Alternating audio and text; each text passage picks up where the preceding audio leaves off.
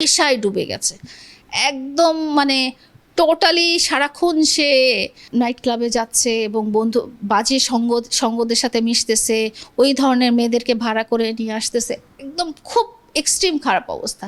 তো তখন আমি ওকে বলেছি তুমি এগুলো এগুলো তোমাকে ছাড়তে হবে। আপনি এগুলো জানলেন কিভাবে? এই যে 1 মাস, এই যে 1 মাস দেখছি তো আমি, হ্যাঁ এই মার্চ থেকে নিয়ে মে মাস পর্যন্ত তো আমি, আমার সাথে তো যাওয়া আসা কথাবার্তা এগুলো তো আমি দেখছি, এবং ও ও আমাকে জানাচ্ছে ও নাইট ক্লাবে যাচ্ছে। এবং সবচেয়ে মজার ব্যাপার কি, আমাকে কষ্ট করে বলতে হবে না, এটা যদি কখনো তদন্তে যায়, ওর মোবাইল কোথায় কোথায় গেছে ওই রেডিয়াস দেখলেই বোঝা যাবে।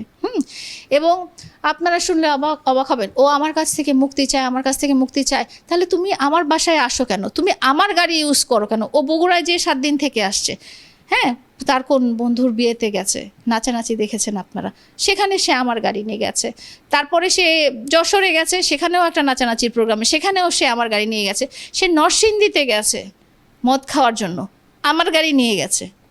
তুমি আমার কাছ থেকে মুক্তি চাও কিন্তু আমার ধন সম্পদ, আমার প্রপার্টি এগুলো এগুলো ইউজ করতে চাও, এটা কি ধরনের চাওয়া?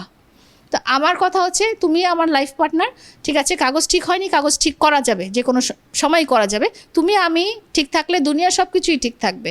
হ্যাঁ লিগালাইজ করা যাবে, যেহেতু আমরা এতদিন জেনেই আসি হাজব্যান্ড ওয়াইফ। তুমি রেজিস্ট্রি করো না, অনলাইন রেজিস্ট্রি করা যাবে। কিন্তু কথা হচ্ছে তুমি যদি এরকম মদ্যপ থাকো, তুমি যদি এরকম মাতাল থাকো, তুমি যদি এরকম মেয়েদেরকে নিয়ে নষ্টামি করো, তাহলে আমি তোমার জন্য কেন এত টাকা খরচ করে আমি জলছিরিতে তোমার জন্য আমি জমি কিনে দেবো? কেন আমি তোমাকে বসুন্ধরায়